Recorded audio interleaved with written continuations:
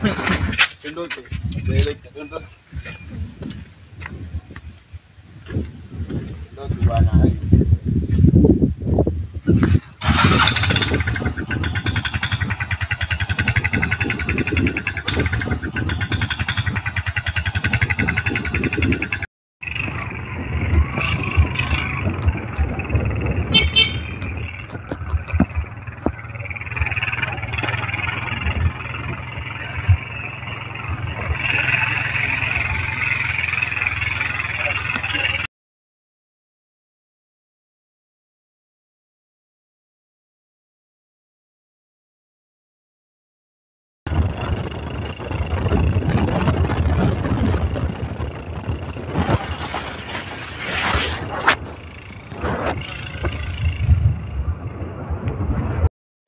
Okay, mambo vipi mtazamaji wa Masawi Media? Bana, niko mtaani leo, nimewatembelea wajasiriamali.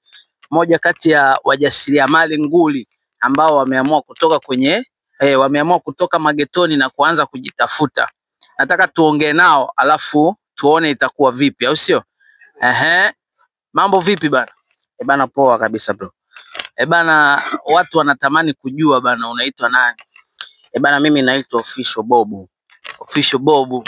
Official Bobu, jina la kisanii naitwa Official Bobu. Jina langu kabisa naitwa Abubakari Hassani. Okay. Wewe ni msanii lakini bado unaonekana pia unaona mishemishe mambo mengi, inakuwaje? Mimi ni msanii na ni mwigizaji mzuri tu. Lakini pia nina nje na usanii na biashara zangu ambazo nazifanya kama hizi za ujasiriamali. Okay. Bana, mambo vipi? Safi kabisa. Shwari? Shwari kabisa. Inakuwaje? Aise, niko poa. Yente. Unaitwa nani bana mzee? Naitwa Anwar Sadati. Anwar Sadati. Wewe ni nani bana? Watu wanatamani kujua. Mimi mtu mmoja mfanya biashara. Biashara yangu ndio kama hii unavyoiona. Namshukuru Mungu, biashara yangu inaenda vizuri na mpaka hapa tulipo. Okay. Sasa labda tutakuja kuongea na mmoja baada ya mwingine, tukianza na wewe Mr. au sio bana?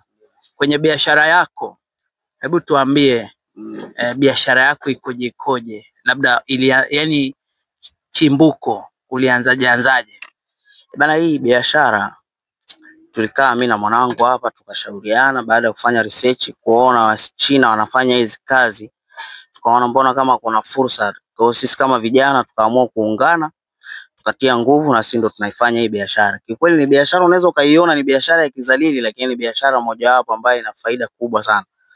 Ni biashara ambayo ina faida na inaendesha maisha yetu pia.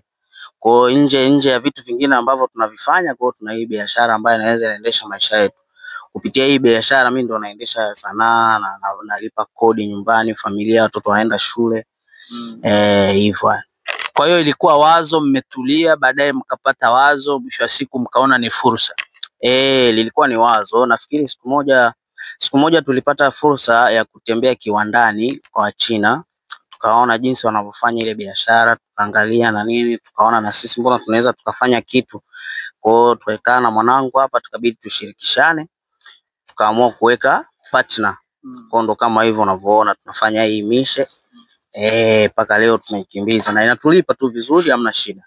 Okay, labda kwa kuanza mtazamaji labda pengine ameshawishika labda na kufanya biashara kama hii.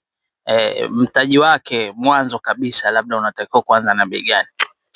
Hii biashara unaweza ukaanza na mtaji wowote, kwa sababu haijalishi, kwa sababu unaweza ukaanza at least labda ukaanza na 200,000, 300,000. Kwa mfano kama sisi hapa tulianza na 500,000.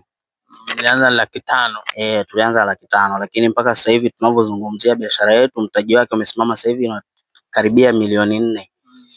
Inafika sasa hivi. Okay. Kwa hiyo changamoto kubwa ambazo nyinyi kama wafanya biashara hii mnakutana na changamoto za namna gani? Yani changamoto ni wateja wetu ambao wanatuletea sisi mzigo. Kwa hiyo unaweza kukuta mtu anaweza akakuwekea maji, akakuwekea uchafu na nini. Kwa hiyo inabidi uchambue kile ambacho wewe unakiona ni kisafi unapaswa kukichukua, ndio hicho ambacho sisi tunafanyaje? Tunanunua. Kwa vile vitu vichafu wanavyotuwekea wao tunawarudishia. Hizo ndo changamoto ambazo mnakutana nazo. Hiyo ndo changamoto, lakini kusema vitu vingine hakuna. Changamoto nyingine labda kama hasara, labda vitu kama hivyo, mzigo kukata, vitu kama hivyo inakuwaje? Changamoto nyingine labda kwa mfano hasara, labda unakuta labda kiwandani unaweza ukaenda ukakuta bei imeshuka ghafla na wewe umenunua mzigo bei hii. Kwa hiyo unabudi kuuza kwa ile bei. Kwa hiyo kama unakuta labda ulinunua kwa kiasi hiki, afu ukakuta wameshashusha tena. Kwa hiyo hasara ndio inakuwa katika nyakati kama hizo, lakini pia kama unanunua mzigo ni mchafu, kwa ukienda kule wanachambua uchafu wako, kwa hiyo unakuwa unapata hasara. Kwa hiyo badala ya unaweza kununua mzigo wa shilingi 5,000 wewe ukapata shilingi 2,000, maana yake hiyo ni hasara. Kwa hiyo unatakiwa kuwa umakini zaidi. Kwa hiyo unataka kuniambia kwamba hizo ni hasara za kiuchumi. Tukija kwenye hasara za kiafya, labda kuna changamoto gani ambayo, kwa sababu tunapozungumzia hii ni kama tunazungumzia biashara ambayo inadili na mambo ya uchafu na vitu kama hivyo. Kiafya hii imekaaje? Kiafya inaleta shida pia, lakini ndio kama hivyo, lazima unakuwa makini. Tuna sabuni tunazitumia za kunawa, tunavaa gloves zile. Lazima uwe makini kwa ajili ya kulinda afya. Sasa hii ni mtu binafsi sasa. Hii ni mtu binafsi. Kwa hiyo maana yake mwisho wa kazi lazima utafute maziwa yako utumie. Pige maziwa nini, usafishe kifua, kwa sababu vitu ni vingi, kwa sababu kwenye michupa unakuta sometimes kuna mikojo nini. Hivyo. Unawaambia nini vijana ambao wanalalamika maisha ni magumu, mambo yamekuwa magumu, hakuna fursa? Kikweli mimi naona hata anaokota makopo sasa hivi, ukimkuta mtu anaokota makopo usimdharau, kwa sababu mtu anaweza akaokota makopo mpaka jioni anaondoka na shilingi 20,000. Ina maana hii biashara ina hela. Sema tu kutokana na muonekano wa hii biashara jinsi ilivyo, unaweza ukasema hii biashara ni ya kizalili, lakini hii biashara ina hela na ina faida, watu wanapata hela bro. Kwa hiyo mimi niwashauri vijana tufanye kazi. Mimi namfuatiliaga sana msanii mmoja hivi anaitwa Diamond, kwenye maneno yake watu waga wanamchukuliaga poa, lakini mimi namuelewa sana ile kusema kwamba vijana tufanye kazi. Kwenye kufanya kazi kila kitu kinawezekana. Usichague kazi, fanya kazi, kila kitu kinakaa sawa. Fanya kazi, pesa unaiona bro. Kwa hiyo kinachotafutwa hapo ni pesa, sio kazi. Hapa ni pesa bro, sisi tunatafuta pesa. Si hatuangalii kazi.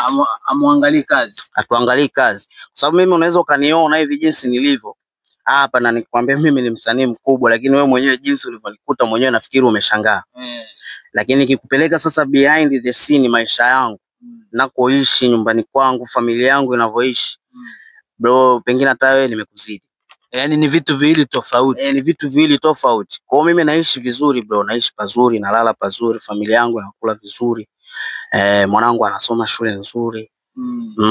Maisha yanaenda kwa kazi hii ambapo mimi nikija huku unaniona kama hivi. Kwa hiyo ukiamua kunidharau fresh, lakini mimi naangalia maokoto. Safi sana bana. Unatoa wito gani kwa vijana? Wito wako bana? Mimi vijana ni washauri wasikae sana mtaani, usipende sana kukaa mtaani, hakuna maana. Wafanye kazi, fanyeni kazi, pambana. Haya ni maisha, kwa hiyo lazima tutafute maisha. Vijana msikae mtaani. Tafuta kazi, fanya, pambana. Ndio kitu ambacho kinazungumziwa. Kazi ni kazi, usichague kazi. Asante sana bana Mr. Official Bob. Nashukuru sana. Mimi naitwa Official Bob kama alivyojitambulisha, na ni msanii wa hapa media. Na sasa hivi tuna tamthilia yetu, jamani, tunaombeni support yenu. Tuna tamthilia yetu ambayo inaendelea, inaitwa Maisha.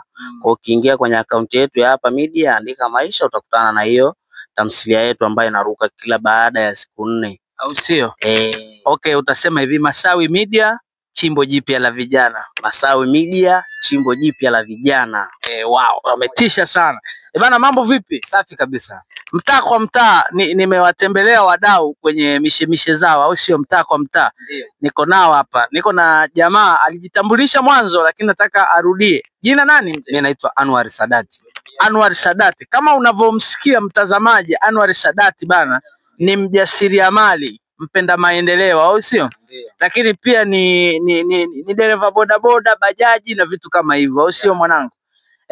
Hebu tuambie siri ya wewe kutoka nyumbani mpaka kuja mjini ni nini? Ni kuja kujitafuta zaidi, kwa sababu ukiangalia na familia zetu nyumbani tulivyowaacha, inabidi mimi kama kijana kupambana sana ili kuwasaidia wazazi nyumbani. Ukiacha kuwasaidia wazazi, yani wewe kama wewe, ni malengo gani ulionayo? Malengo nilionayo kwa kweli ni kama nijitafute mwenyewe, nijipate, nijiweze.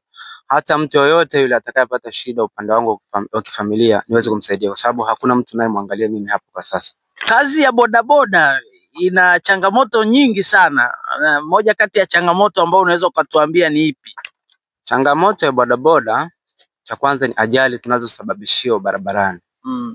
Huwa mnasababishiwa? Tunasababishiwa, lakini sasa inaonekana sisi ndio tunasababisha, kwa sababu ni bodaboda inazaraulika. Na pia kwenye upande wa bajaji tunaheshimika sana. Bajaji kidogo hatilisti, kwa sababu hata unapoongozana na mwenye gari mbele, hao wakikuona wewe mbele, anaheshimu kabisa pale, anajua kuna watu waliobebwa sio chini ya watu 4. Kwa hiyo anaendesha gari kiustaarabu, anakuruhusu hata kama ni sehemu ya kutoka kuingia vizuri. Kiukweli tunamshukuru Mungu, lakini bodaboda ni hatarishi zaidi. Unawaambia nini vijana ambao wamekaa hawana kazi? Mimi nataka tu niwashauri kitu kimoja, wasipende kukaa mtaani, wajishughulishe na kazi ili tuweze na sisi kujigomboa kimaisha, kwa sababu kiukweli mtaani hali ni ngumu sana. Nasikia pia unaandika, ni kweli? Ndiyo, kuandika naandika pia, lakini bado sijautenga muda wa kuyafanyia kazi yale ninayoandika, kwa sababu naamini ipo siku nikijitokeza nitaishangaza dunia. Asante sana. Ipo siku akijitokeza ataishangaza dunia. Bana, Masawi Media nasema chimbo jipya la vijana, au sio? Masawi Media, chimbo jipya la vijana. Bana, mtazamaji, tulikuwa na wajasiriamali, dereva bodaboda, Official Bob mjasiriamali wa kununua makopo. Nafikiri mmejifunza kitu. Kama ni msingi, wewe sasa ndo unatakiwa uchague. Ziko biashara za aina nyingi sana, unaweza ukajichanganya nazo na ukafanya, sio kukaa mtaani na kuanza kulalamika. Ili upate mishemishe nyingi, endelea kutufollow hapo au subscribe kwenye YouTube channel yetu Masawi Media, alafu kila kitu kinakuwa sawa.